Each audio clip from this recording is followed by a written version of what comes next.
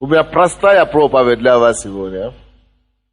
Очень простая, но нужная для всех нас. Евангелие от Луки, 15 глава, с 1 по 10 стихи. Братья и сестры, я хочу помолиться за человека, у кого проблема с кровью. Если у вас проблема с кровью, пожалуйста, положите руку на себе, вторую руку к Господу. Кровь. И попросите, чтобы Господь, Он прикоснулся к вам и исцелил вас. Боже, я прошу Тебя, прикоснись к этим сестрам и братьям, которые проблемы в крови. Я постанавливаю очищение вашей крови. Во имя Иисуса Христа, будьте исцелены и свободными. Во имя Иисуса. Голеностоп левой ноги Бога исцеляем сейчас. Будьте свободны и исцелены во имя Иисуса. Головокружение именем Иисуса. Будьте исцелены и свободными. Во имя Иисуса Христа. Дух Святой, продолжай Твою работу, Господь, пока мы будем читать эту проповедь. А также всякие нарывы и опухоли в теле, я повелеваю исчезнуть, подняться во имя Иисуса, уйти прочь. Именем Иисуса Христа.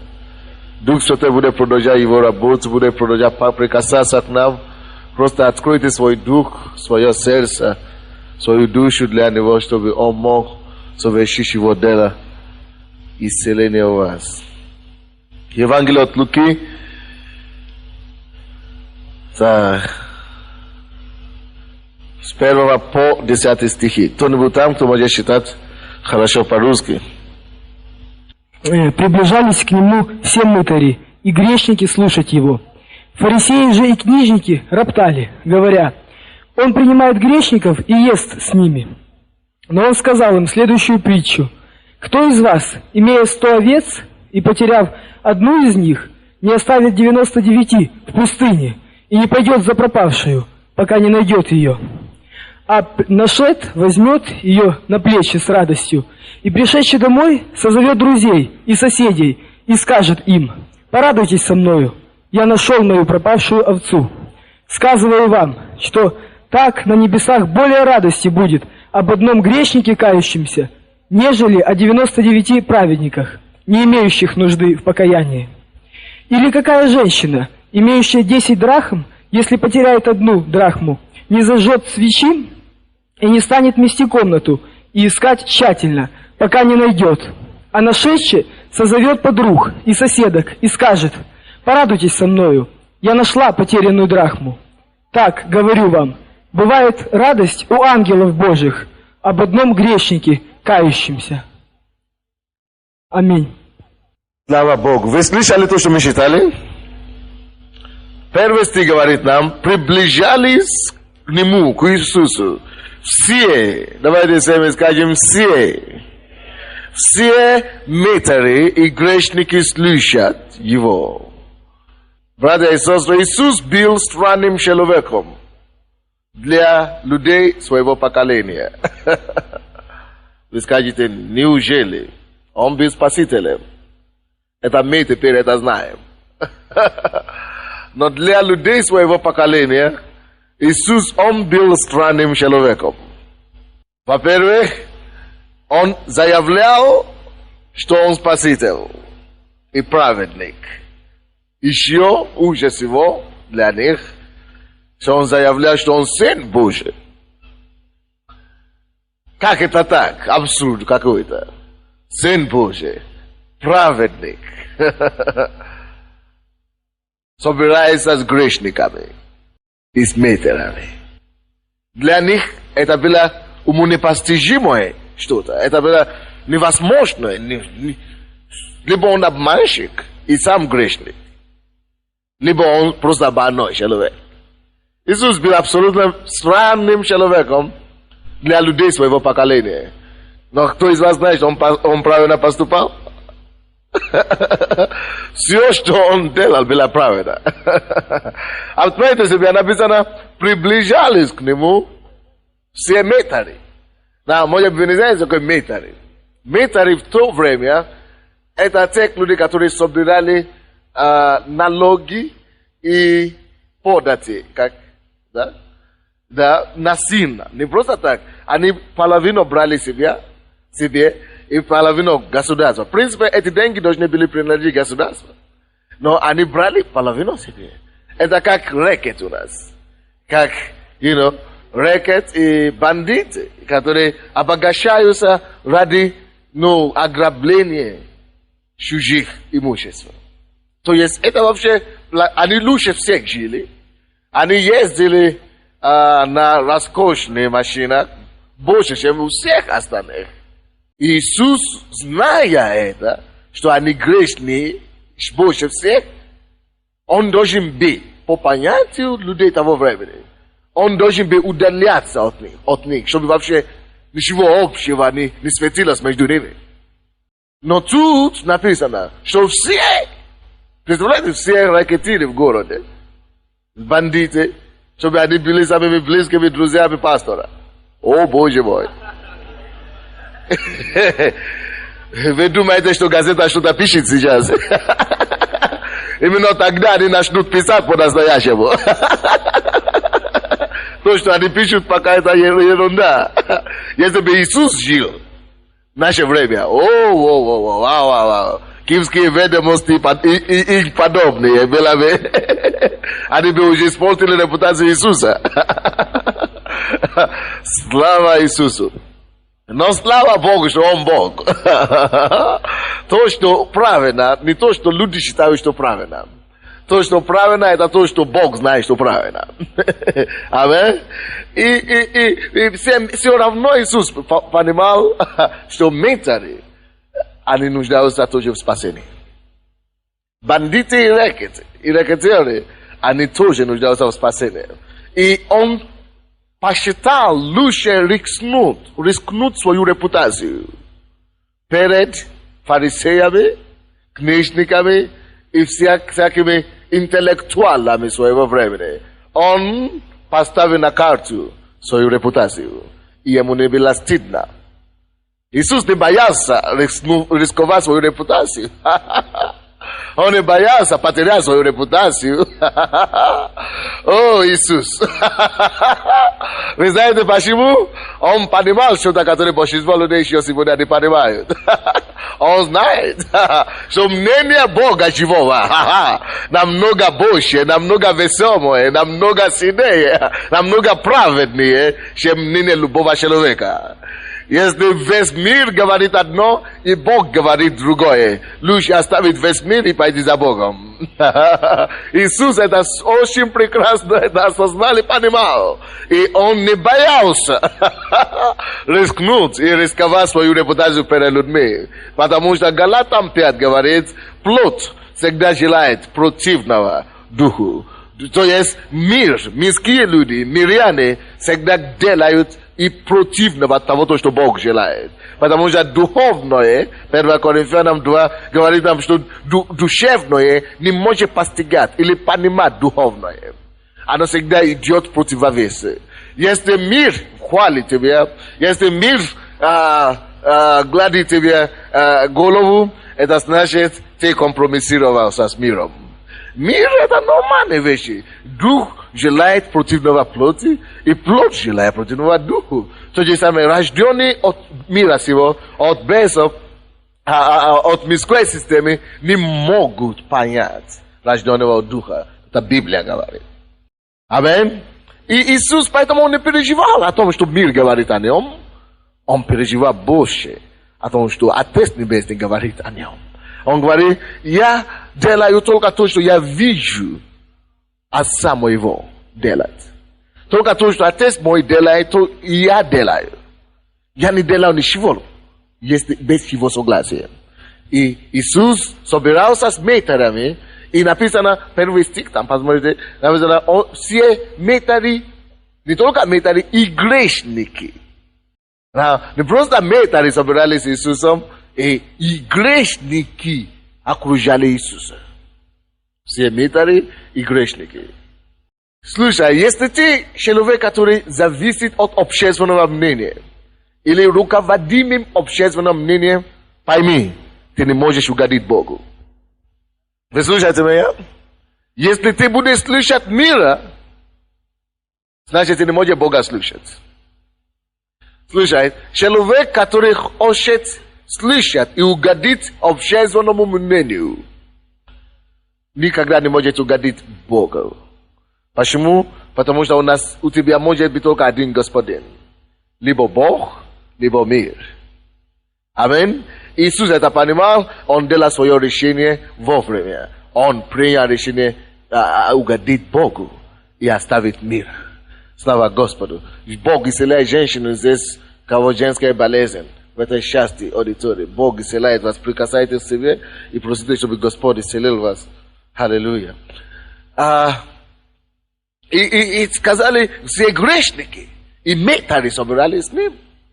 Иисус не стеснялся собираться с ними. Кто читал Киевскую ведомость? О, и вы все еще пришли в церковь?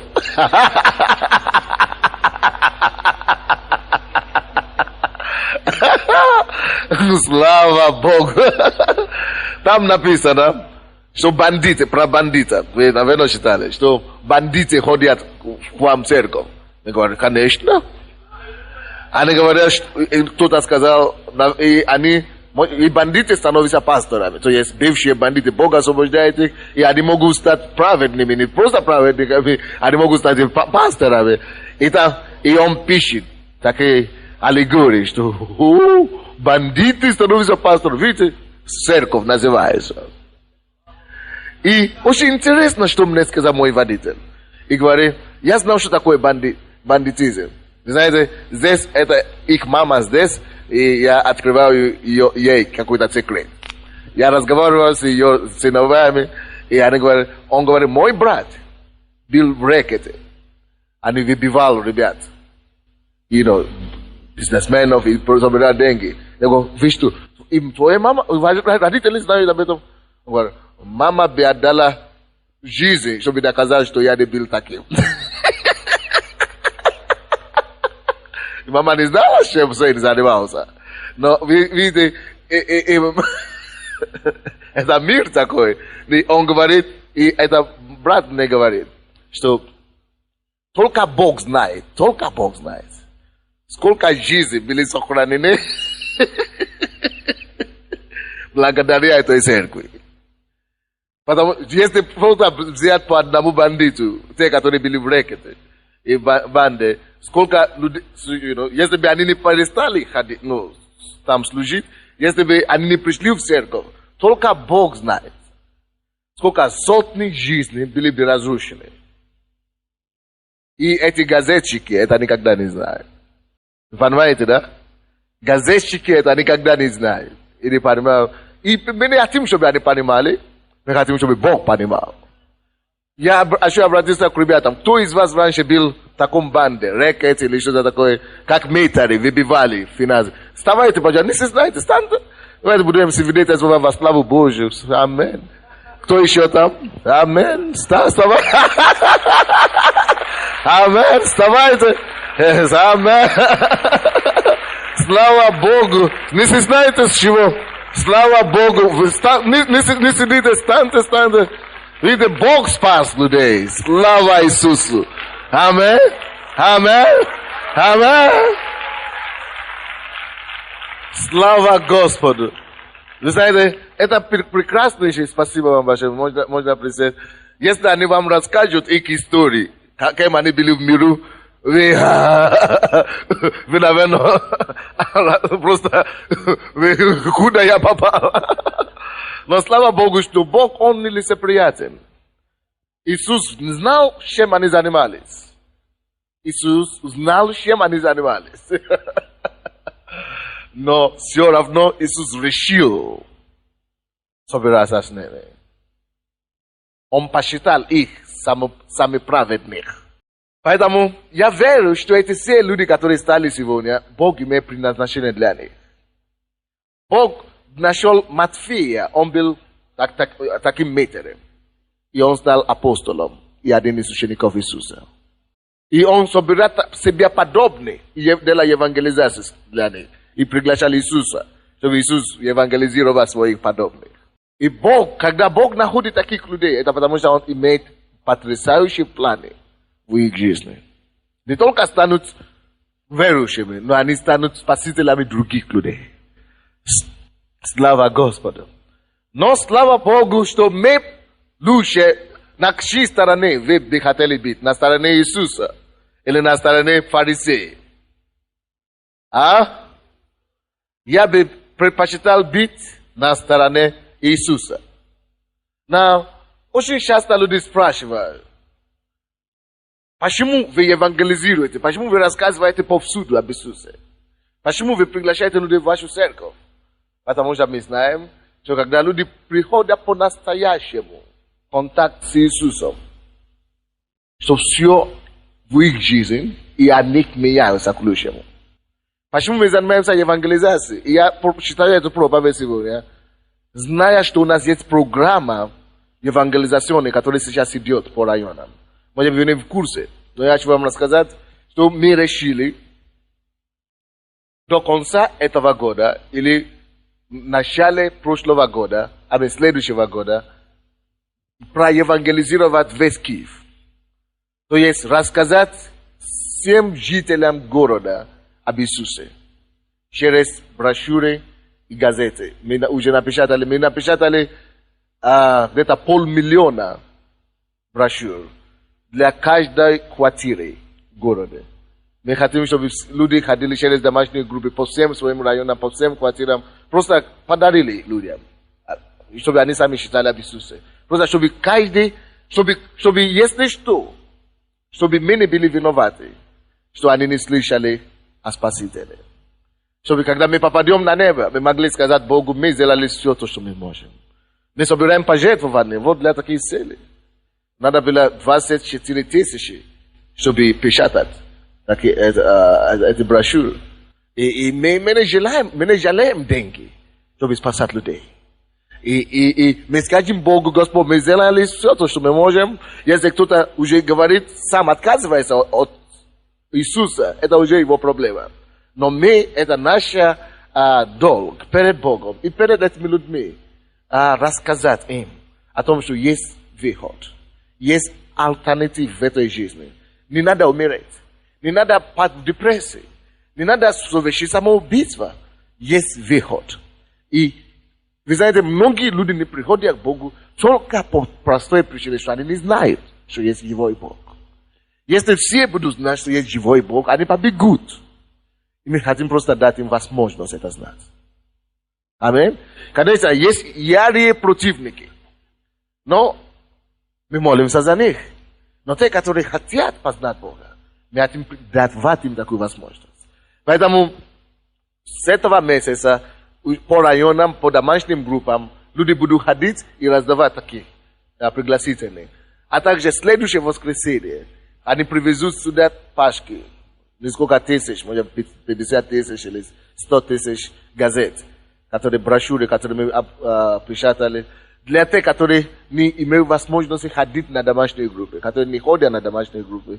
И вам буду раздавать здесь, сколько вам надо, по 1000 или по 500 или по 200, чтобы вы могли раздавать, может быть, своим родственникам, неверующим или на работе и так далее. Просто, чтобы мы могли делать самую главную работу, которая нас привел, который нас призвал Господь. Аминь. Это дело спасения других людей. И почему Иисус так серьезный о грешниках? Почему Иисус и Бог так серьезно относятся к евангелизации? Очень просто. Откройте, пожалуйста, Евангелие от Луки, 15 глава, 4-5 стихи. Это там мы читали, да? Нет, давайте откроем от Матфея. Евангелие от Матфея, 9 глава, 10 по 13 стихи. 10 по 13 стихи. 10 глава Евангелия от Матфея. 9, извините. 9 глава, 10 по 13 стихи.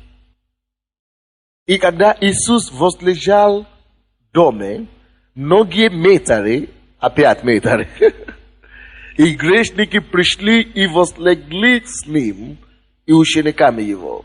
Увидевши, что фарисеи сказали ученикам его, для чего учитель ваш ест и пьет с метрами.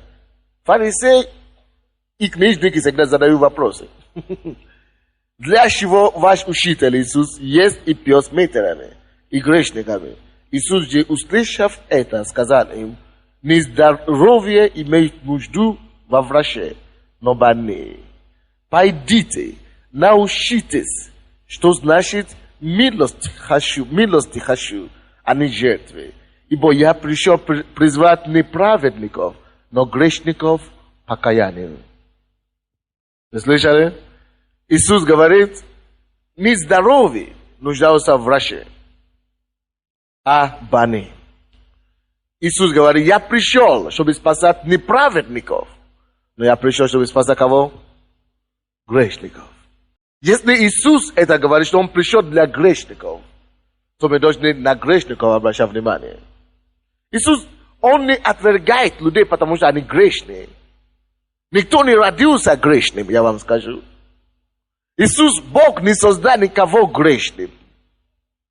Они грешные, потому что они что-то не знают. Они не знают, что есть Спаситель, который освобождает от греха. Они не знают Иисуса своим Господом и Спасителем.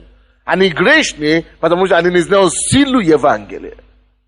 Если мы дадим им знать силу Евангелия, если мы дадим им слышать об Иисусе, они имеют шанс спастись. Они имеют шанс перестать быть грешниками и стать праведными.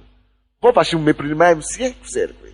Вот почему мы принимаем и бандитов, и бомжей, и алкоголиков, и наркоманов, и интеллигентов, и бизнесменов.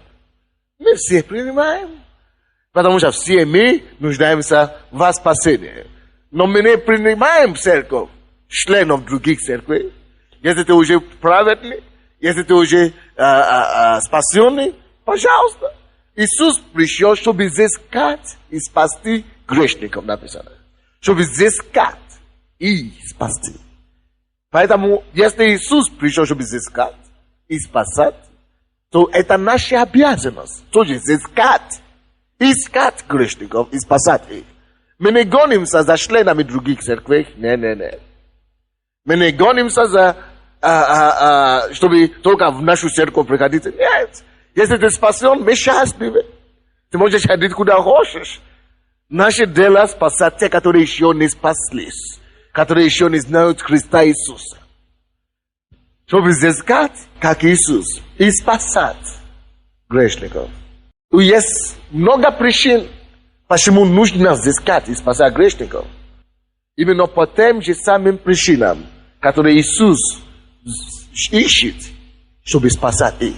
По этим же самым причинам мы тоже обязаны искать их. Во-первых, потому что Бог возлюбил мир так сильно, что Он отдал Сына Своего Иисуса, чтобы умереть за каждого на кресте. Каждый имеет право знать, что Иисус умер за них. А как они будут знать, если мы не скажем? Никак. Вот почему мы хотим, чтобы каждый знал, что Иисус умер за них. Я лично ходил в церковь всю жизнь и никогда не знал, что Иисус умер за меня лично. Я думаю, Иисус умер за мир, за весь мир. Иисус спаситель мира. Но я не знал, что Он имел меня в виду, когда Он умер. Я не знал, что когда Его распяли, Он увидел меня. Я не знал, что Он сказал, ради тебя лично, если бы ты был единственным грешником на свете, я бы все равно пошел на крест, я бы умереть все равно за тебя. Но когда я это понял, я сказал, это должно быть серьезно. Я лучше отношусь к этому очень серьезно сейчас. Иисус заботится, переживает и беспокоен о каждом грешнике. Откройте, пожалуйста, обратно, откуда мы начали. Евангелие от Луки 15. Евангелие от Луки 15, 4-5 стихи. 4-5 стихи. Кто из вас, имея 100 овец, и потеряв одну из них, не оставит 99 в пустыне и не пойдет за пропадшую, пока не найдет ее. А нашед возьмет ее на плеча свои с радостью.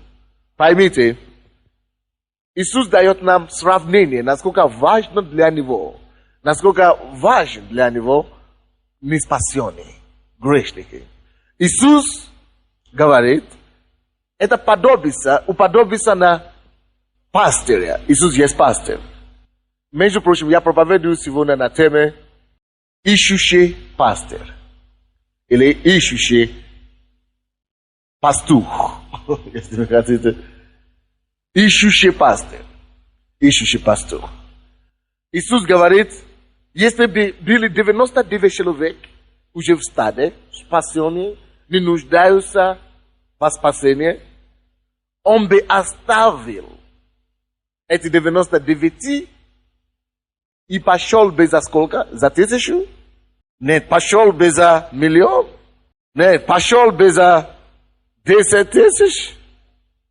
Нет, он бы оставил 99%. 99 овец, чтобы пойти изыскать одну овцу потерянную. Слушай, если бы ты был единственным грешником в этом мире, Иисус не жалеет силы, способности и времени, чтобы изыскать и спасать. Слушай, Иисус отдал все, чтобы спасти одного грешника. Братья, мы нечасто осознаем, мы не доцениваем цену одного грешника. О, Иисус сильно и высоко ценит одного даже грешника, одного спасенного. Вот почему после того, как люди каются, мы не просто должны, когда люди выходят каяться, разбежаться и просто относиться к этому очень поверхностно. Мы не имеем права это делать. Давайте будем иметь правильное понимание. Такое понимание, которое имеет Иисус. Бог говорит нам, что Иисус бы взял пастырь, хороший, добрый пастырь, берет такую овцу, когда он находит ее на плече, и радуясь, оставляя 99. Это наша обязанность. Радоваться с каждым кающимся грешником. Вы слышите? Это наша обязанность убедиться, что любой грешник, который приходит к Богу, который кается, он не потерялся. Это наша обязанность заботиться, ухаживать за таким человеком, чтобы он не отошел больше от Бога, чтобы он не был вновь потерянным. Вот почему мы должны все, в принципе, оставаться до конца служения и подходить к этим людям, которые отдают свою жизнь Богу, и приглашать, любить их, и поздравлять их, и приветствовать их в Дом Божий, и еще заботиться о них. Приглашать их в домашние группы, оставлять свои координаты им, брать их координаты, чтобы они не потерялись. Потому что если они потерялся, Иисус опять оставит нас, 99, чтобы пойти изыскать их. Лучше, чтобы они вообще тогда не потерялись. Чтобы он не оставлял 99. Если мы, 99, которые остаются в церкви, будем заботиться об одном, о каждой кающейся грешника, именно кающийся. Грешник, который не кается, это одно дело. Но здесь речь идет о кающейся грешнике, который уже готов каяться, который уже приходит к Богу. Братья и сестры, я обращаюсь к вам, чтобы вы более серьезно начали относиться к каждому человеку, кто приходит в церковь. Сознательно, несознательно. Но это наша обязанность помочь им осознать Бога, принять Бога, чтобы они не потерялись. Иисус уже вывел их из мира. Он освободил их от владычества сатаны. Он хочет, чтобы с нашей помощью они утвердили в Царстве Божьем, чтобы они наследовали Царство Небесное. Если Иисус оставляет 99, чтобы изыскать одну овцу и спасти ее, то мы должны делать то же самое. Ищущий пастырь. Ищущий пастырь. Насколько ты ищешь, чтобы спасать людей, которые живут в твоем подъезде, которые работают с тобой на работе, насколько ты ищешь, насколько ты имеешь сердце ищущего пастыря, насколько ты имеешь сердце Иисуса. Какое сердце Иисуса? Ищущий пастырь. Ищет, чтобы спасать грешников. И оставляет 99 овец, чтобы спасать одну овцу.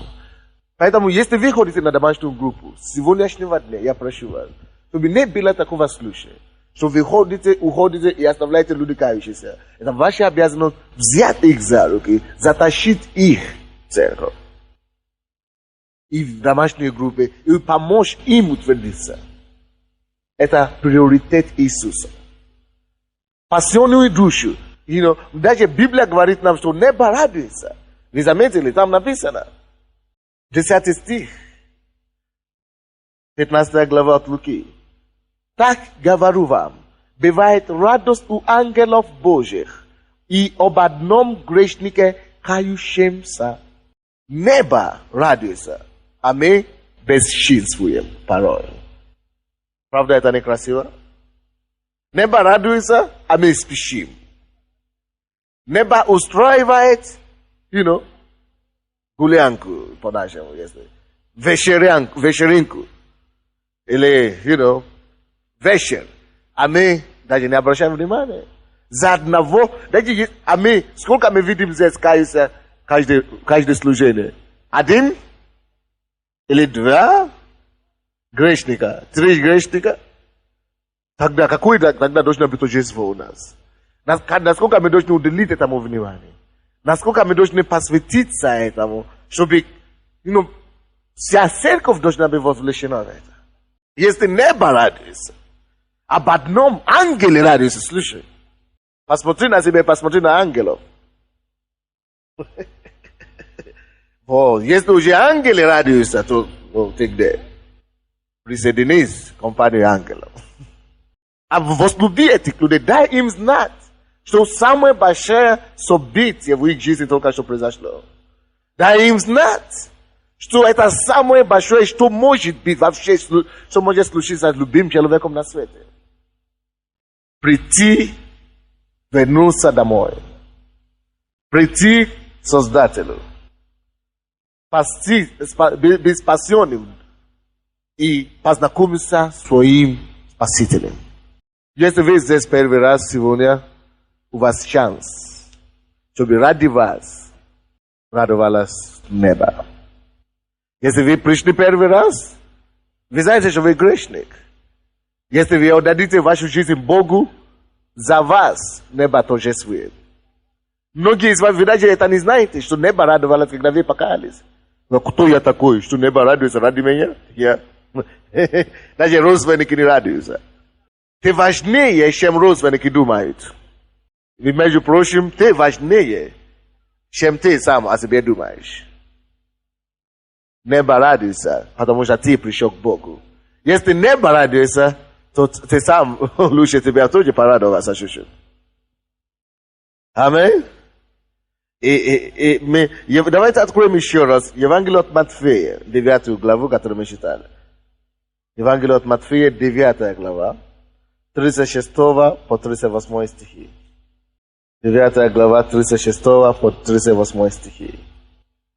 Видя толпы, Он, Иисус, сжалился над ними, что они были изнурены и рассеяны, как овцы, не имеющие пастора.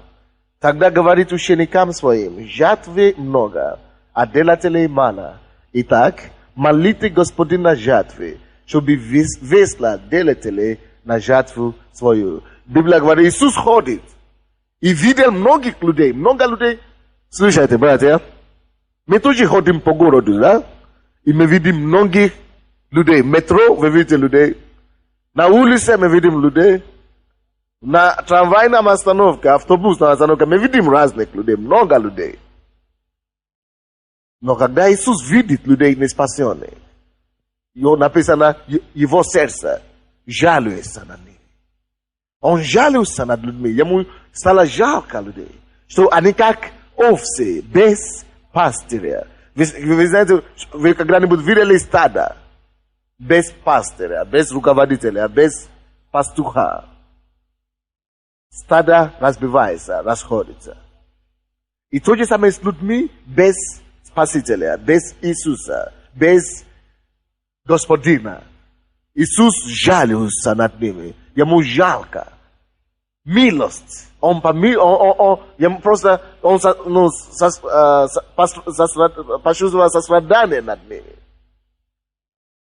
И он говорит, они как овцы без пастыря,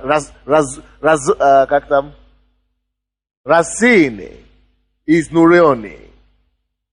Бог исцеляет правый глаз одного человека там. Правый глаз. Бог исцеляет вас. Положите руку и просите, и примите ваше исцеление. Изнуренные и рассеянные. Иисус жалился. Братья и сестры, если Иисус живет в нас, значит, мы тоже должны жалеть, пожалеть и жалиться над этими людьми неспасенными, которые изнурены без пастыря, без спасителя. Вот почему мы ходим, приглашаем их. Приходите к Иисусу, есть помощь для вас. Приходите к пастырю, есть направление для вас. Приходите к Дому Божьему, есть небо, которое можно наследовать. Приходите к Иисусу, есть ад, от которого можно отказаться. Приходите к Иисусу, есть свободу, которую можно приобрести во Христе Иисусе. Приходите к Нему. Мы-то это знаем. Поэтому это катастрофа для неба. Если, допустим, кто-то кается сегодня, небо радуется, а потом через год его уже нету. Вы представляете, какую-то горечь для Бога, когда они отходят, опять начинают служить дьяволу. Написано, что Иисус говорит, молитесь Господина жатвы, чтобы Он выслал на ниве свою делителей. Библия просит нас молиться, чтобы Он выслал делителей.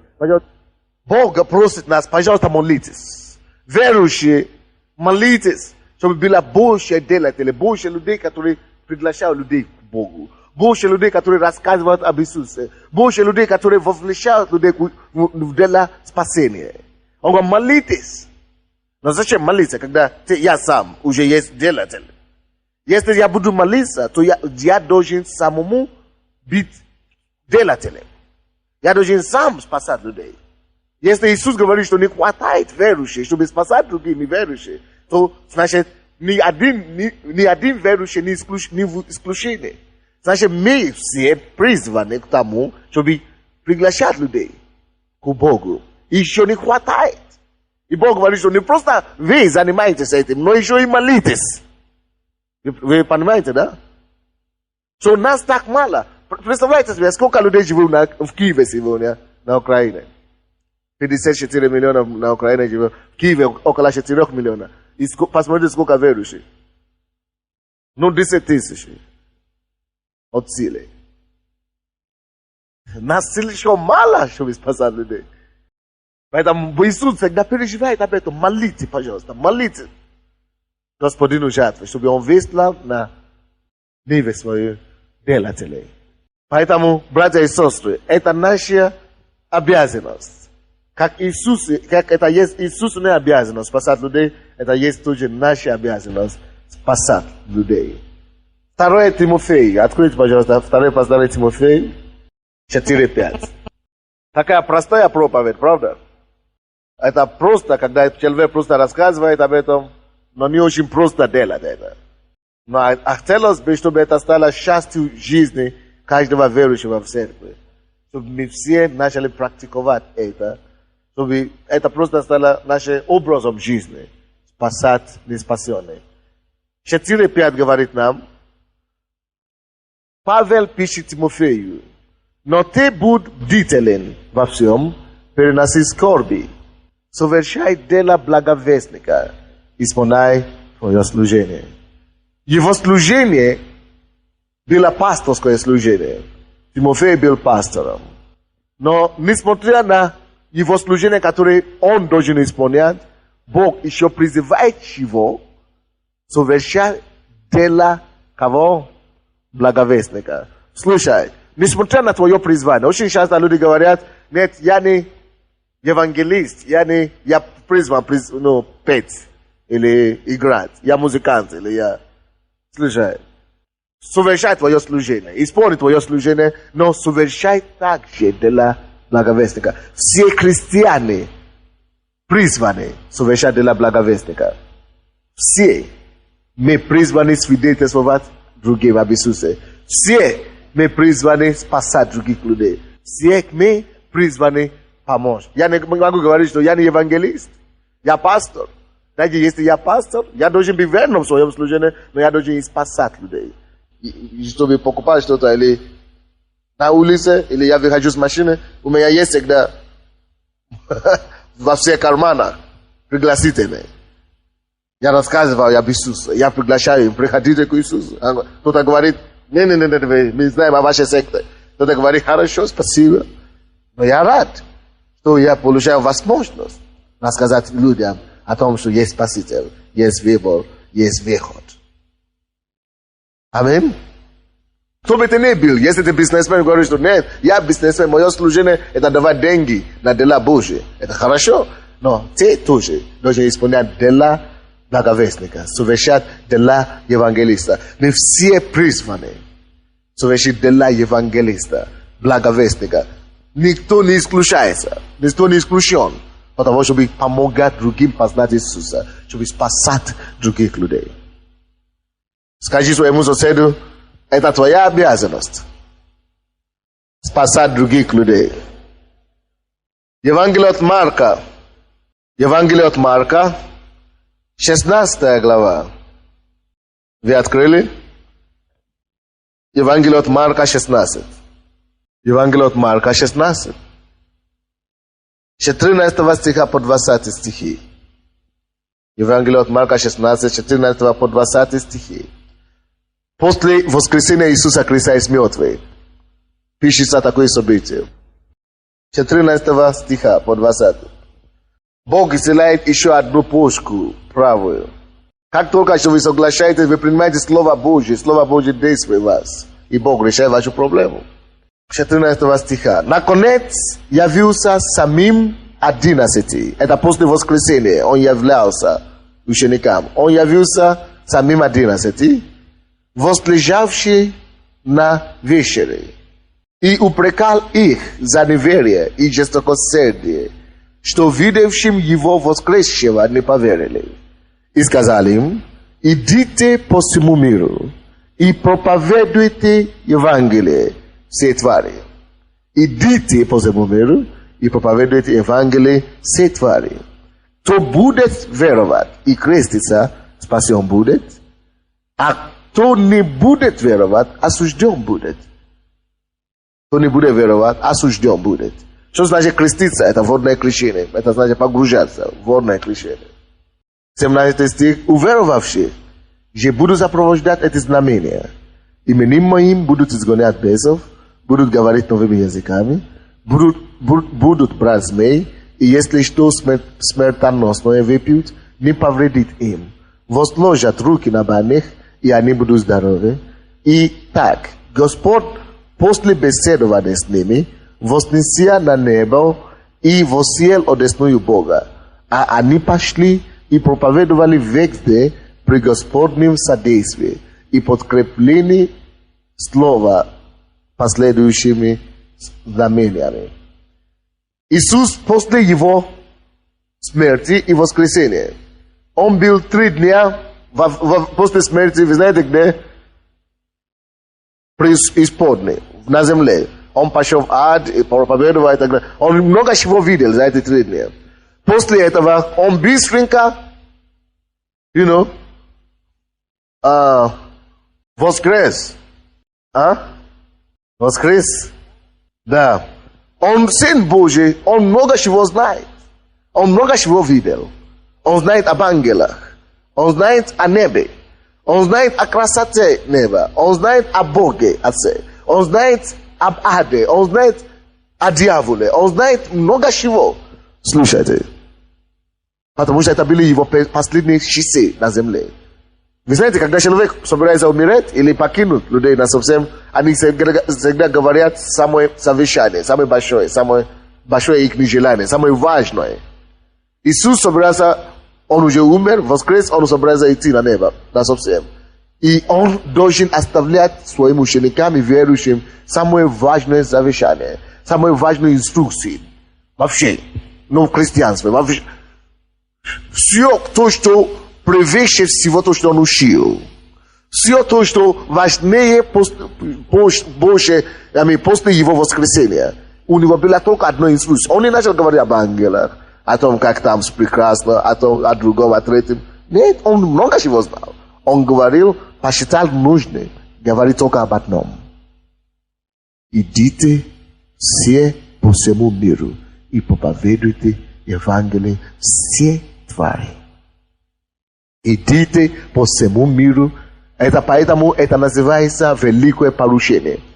Все верующие абсолютно имеют великое поручение от Господа. Идти проповедовать об Иисусе. Идти рассказывать о том, что есть жизнь над смертью.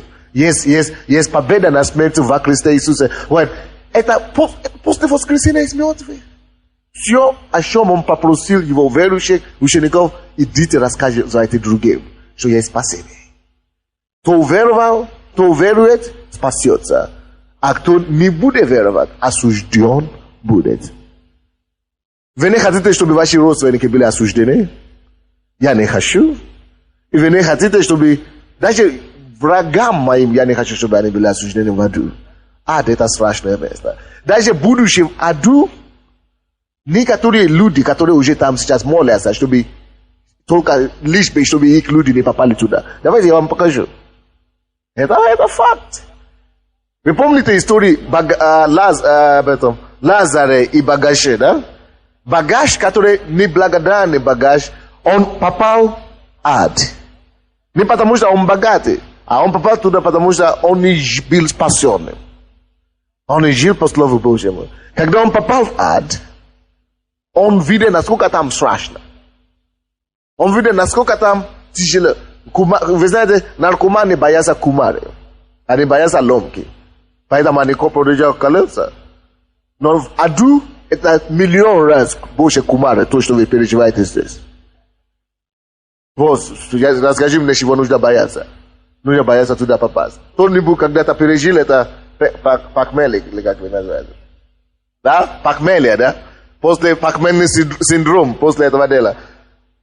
Слушай, в аду миллион раз хуже похмелье, состояние синдрома такого, чем то, что ты переживаешь здесь.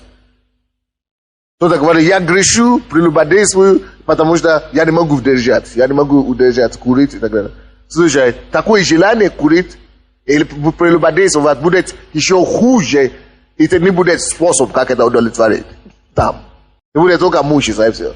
Короче, ад — это страшное место. Вот, когда этот багаж попал туда, он говорит, Боже мой, слушай, Авраам, я тебе прошу, что угодно. Я уже сюда попал, я уже не вырвусь отсюда, но я тебе прошу только об одном.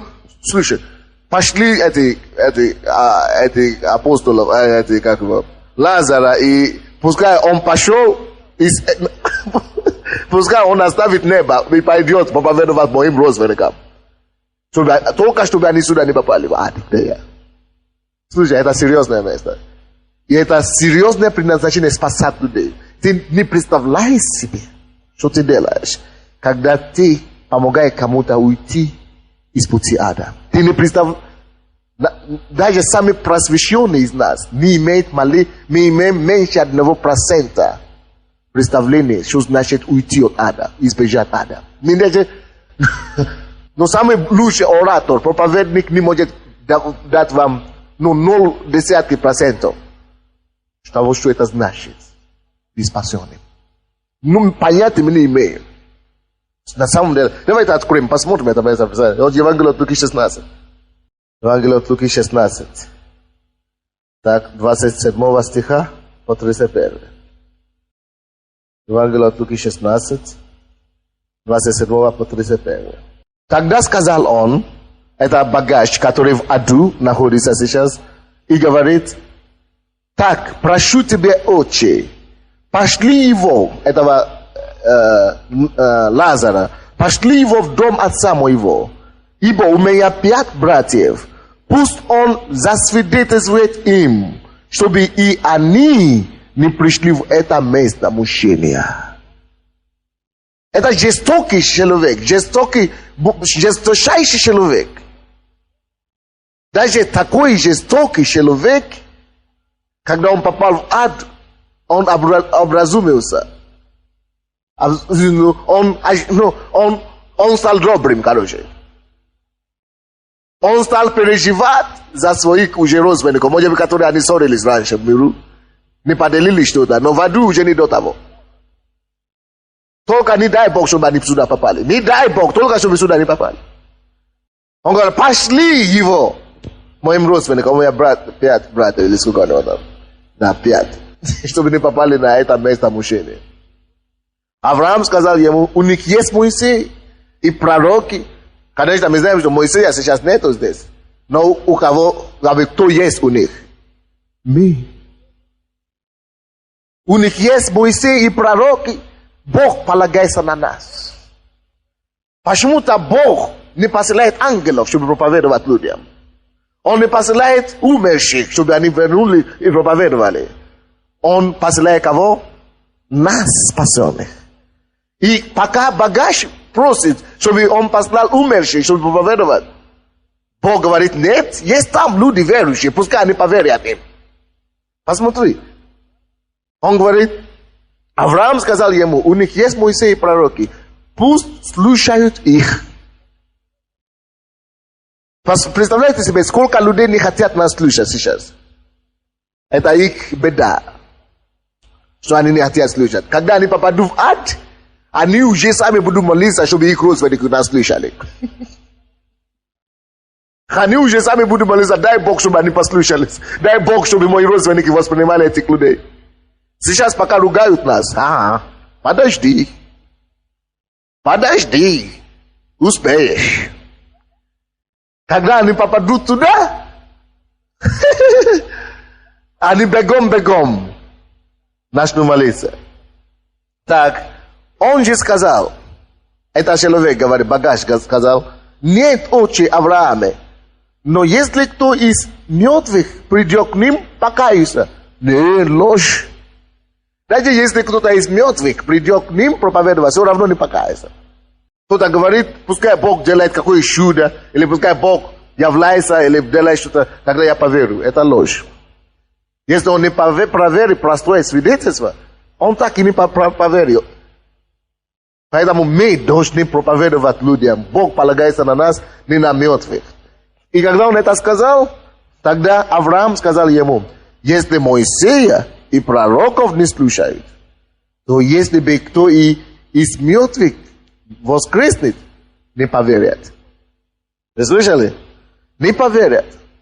Братья и сестры, величайшая возможность, величайшее доверие у Бога для нас. Представляете, что Бог доверил спасение миру тебе и мне, нам, чтобы мы рассказывали людям об Иисусе. Вы знаете, я однажды принял решение, что Господь, я не хочу знать человека, если я его не буду знать на небе. Кто бы ты ни был, я не хочу тебя знать. Здесь на земле, что толку, если ты не попадешь туда на небо? Чтобы потом видеть, как ты будешь мучиться в аду? Нет, я не хочу знать таких людей. И поэтому я сказал Богу, если с кем-то я знакомлюсь, я сделал все возможное, все от себя зависящее, чтобы рассказать им об Иисусе. Я всегда с моей женой разговаривал, она дружит с соседами. У нас соседи, квартирные соседи. Они на одном этаже мы живем. Мы говорим им об Иисусе. Приходите к Иисусу, приходите к Иисусу. А они завтра. Я говорю, хорошо. Всякий раз, когда я их вижу, почему вы не приходите в церковь? Хотя бы достоинство какая-то должна быть. 6. Ты мне обещаешь завтра, и ты как будто завтра это слово, такое понятие, но никогда не бывает, как мистическое какое-то понятие. Тебе же достоинство какое-то должно быть. Если ты сказал завтра, держись, хотя бы за твоим словом держи. А моя жена, она дружит со всеми. Я говорю, как ты можешь? Я не могу. Как ты можешь дружить? Они приходят друг к другу в гости, готовят пищу, покупают. Как ты можешь дружить с ними? И давать пищу. И они не спасенные. Я не могу лично. Совесть моя мужа. Как это человек не спасен? А я с ним, я выхожу с ним. Я не могу. Как это он не спасен? Не знаю, что, не дай Бог, что он умрет завтра. Куда он пойдет? Я всегда с моей женой говорю, нет, чего ты дружишь? О чем вы говорите вообще? Я не знаю, о чем можно еще говорить, что если не об спасении, о небе и об аде. Ну, о чем можно еще говорить? Она говорит, я уже сказала им первый раз, второй раз, они сказали, ну, сказали, но они же не пришли. Ну, продолжай говорить. Они уже со мной не хотят контакт войти. Потому что я просто не могу себе представить, потому что я болею за них. Я переживаю, не дай Бог. Чтобы они успели. Здравствуйте. Они меня возле лифта видят. Здравствуйте. Когда же вы придете в церковь? Ой. Но зато, после того, как таких людей приходят в церковь, они говорят, слушай, я жалею, что я так поздно пришел. Я знаю, что многие из вас тоже бы так сказали, что вы жалеете, что вы так поздно пришли. И я знаю таких людей, которые я просто, почти палкой я выгнал их в церковь. Я на покаяние это самое затащили к нам. Они тогда обижались, как ты... А потом, когда... Почему? Sunday спас. Слава тебе. Но я не слава мне. На Богу слава мне. Хорошо, спасибо тебе, что ты... Есть одна будет на второе служение. Тот же сосед. Я замучил ее полностью. Она, хорошо, я приду. Теперь она говорит, как мне повезло, что я... Как только что я прихожу в церковь, какие-то чудеса. Видите, вы же не хотели прийти. Я хотел, это уже, конечно, оправдание пошло. Но, короче, Бог не пошлет ангелов, чтобы спасать этих людей. Он не пошлет умерших. Он говорит, что уже там есть. Уже есть там верующие, которые должны им сказать, пускай поверят этим верующим. Если им не поверят, это, и даже если мертвые воскреснут, не поверят. Слушай, давайте будем иметь сердце Иисуса. У него сердце ищущего пастора. Мы тоже должны быть ищущие пастора. Иисус говорит, как они услышат, если не будет проповедующего? Как они услышат? Римлянам, давайте быстренько, последнее место. Римлянам 10. Римлянам 10. Библия говорит нам, что мы все загрешили и отошли от благодати Божией. Мы совратились в наших путях, но наказание за грехи наши было на нем. Наказание за это беззаконие наше, мира нашего было на нем. Все наши беззакония уже возложены на Иисуса. Слушайте, братья и сестры, почему мы пришли к Богу, почему мы спасены сегодня? Потому что мы услышали об этом. Потому что мы осознали это. Потому что до нас это дошло, что Он умер за меня и что Он собрал мои грехи. У меня вопрос к вам. Знаете ли вы, что Иисус уже собрал грехи всех грешников, которые в этом мире? Нет, серьезно. Вы уверены? Вы знаете, что Иисус на сегодняшний день уже собрал грехи и уже простил всех грешников, о которых вы можете только думать. Они уже спасены, по сути дела. Но это никогда не будет их, пока они сами не придут и не возмутят. И не подчинят себя Иисусу. Но на самом деле, Иисус уже собрал все грехи, всех людей. Они уже висят на него. Но мы никогда не переживем это, никогда это не станет наше, пока они не услышат, пока это не дойдет до них, и пока они не будут жить согласно этому. Вы представляете себе это? Оказывается, что они уже на самом деле спасены, они уже прощены, но это не сможет быть их достоинство, их приобретание, пока они сами не поймут это и не примут это. То же самое, что, допустим, брат наш здесь, бомжи, да? Алкоголик. Но не важно. У нас есть бомжи, которые приходят. А некоторые стесняются признаться. Ничего. Представляете себе, что бомжи спит на улице, негде ночевать, Печальная ситуация, правда? А его дедушка его, то оставил ему завещание на $2 миллиона. В банке швейцарском, потому что это было во время войны, и туда послали, или во время царского, большевистского, революции. Но это были его предки. А он был алкоголиком. Это у меня такая история в Литве, литовская, где Вильнюс. Там есть один пастор, Даниил. Сейчас он директор Национального банка. Он пастор, и он директор Центрального банка Литвы. Как это случилось? Когда эти новые революционеры пришли, новые, которые сейчас, националисты, независимость, короче, в прошлом году, или 2 года назад, или 6 лет тому назад, короче. Когда они получили независимость, они начали такую политику. И сказали, что мы возвращаем свою собственность, которую большевики собирали. Мы хотим возвращать все, но те, которые были до 40-го года. А он алкоголик забитый. На улице там валялся. Бомжей был. И оказывается, что он единственный, кто остался жив в его роду. А его дедушка, он был директором Национального банка. Независимой Литвы до революции. И сейчас они возвращают все. Они просто его нашли. Что это он единственный, кто остался. Амели его и одели его, поставили галстук на шею его. Но, конечно, как раз ему повезло, что до этого времени он успел покаяться в церкви. Он покаялся в церкви, он уже стал проповедником просто. Но он просто был, работал электриком потом, просто ходил в церковь. Сейчас он директор, он даже не разбирается в бизнесе, в банке. Но его все равно поставили. В центре Вильнюса, большой данный, его поставили там. Директор Центрального банка. Хотя он ничего там не делает, он проповедует в церкви. Но он получает зарплату.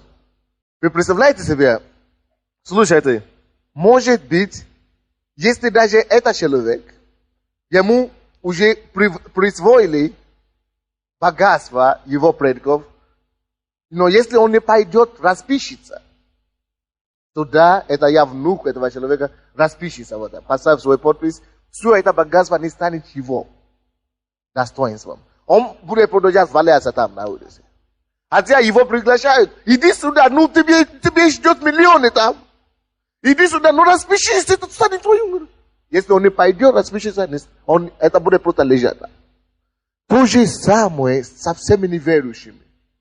Прощение уже во Христе Иисусе есть. Освобождение уже есть для них. Бог уже простил их грехи. Он уже собрал их проблемы, но они не пошли. Им только надо сейчас прийти и взять. Прийти. Бог, что для чего мы есть, чтобы рассказать им, приглашать и говорить, что слушай, тебя не надо рассказать. Некоторые говорят, я стану хорошим, я брошу курить, но брошу другое, и тогда я пойду в церковь. Ерунда! Зачем тебя бросить-то? Тебе даже не надо напрягаться, ты просто приходи к Иисусу. Ты потом обнаружишь, что он уже давно собрал их. Это то, что ты собираешься бросить. Он уже их собрал, только чтобы ты пришел сейчас согласовался с ним. Взял то, что он имеет для тебя, и стань свободным, Иисус. Познаете истину, и истина сделает вас свободными. Я проповедую на теме ищущий пастор. Мы должны иметь такого сердца, который ищет грешников. Сын человеческий пришел, чтобы взыскать и спасать грешников. Давайте станем. Благодари сначала Бога, что Он тебя спас, что Он тебя нашел и спас. Мы молимся. Господь, я благодарю Тебя, что Ты умер за меня, что Ты пролил свою кровь за меня, что Ты умер за мои грехи, что Ты очистил меня от всех моих грехов. Я благодарю Тебя, Господь. Я благодарю Тебя, Господь, за Твое спасение. Благодари Бога, что Он Тебя нашел, что Он спас Тебя, что Он спас Твою семью, что Он уже платил цену за искупление Твоего рода, что Он уже сделал все, чтобы Ты и Твоя семья была счастливы во Христе Иисусе. Благодари Господа за спасение. Библия говорит, бывает радость на небе у ангелов за одного кающегося грешника. Бывает радость на небе. Поговори с Богом, что Господь, я начну относиться к кающимся по-другому сегодняшнего дня. Я начну радоваться с кающимся. Я хочу, Господь, начинать заботиться о них, чтобы они больше не отошли от Господа. Я хочу, Господь, начинать работать над ними, чтобы они больше не отошли от Господа. Господь, помоги мне нести слово освобождения другим, слово спасения другим.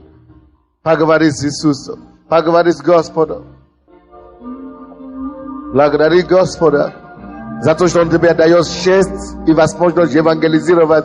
Это, в принципе, привилегия рассказывать об Иисусе. Благодари Господа за такую привилегию рассказать об Иисусе. Господь, я благодарю Тебя за эту привилегию. Быть Твоим голосом, быть Твоим послом, говори Твое слово.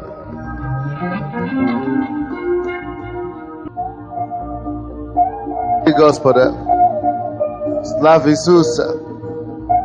И дай Ему слово, что Господь, я посвящаю себя спасать делу спасения других людей. Используй меня, чтобы спасать других людей, Господь. Поговори с Ним. Господь, помоги мне. Я пойду, чтобы спасать других. Я пойду, чтобы рассказывать другим. Благодарю Тебя за такую привилегию, Господь. Используй меня, Господи. Используй меня, Господь. Господь, мы благодарим Тебя, Господь, за радость, которая есть в Твоем сердце, за кающихся грешников. Мы хотим начинать серьезно относиться к этому делу. Помоги нам, Господь, быть эффективнее в евангелизации и спасении других. Во имя Иисуса Христа. Аминь.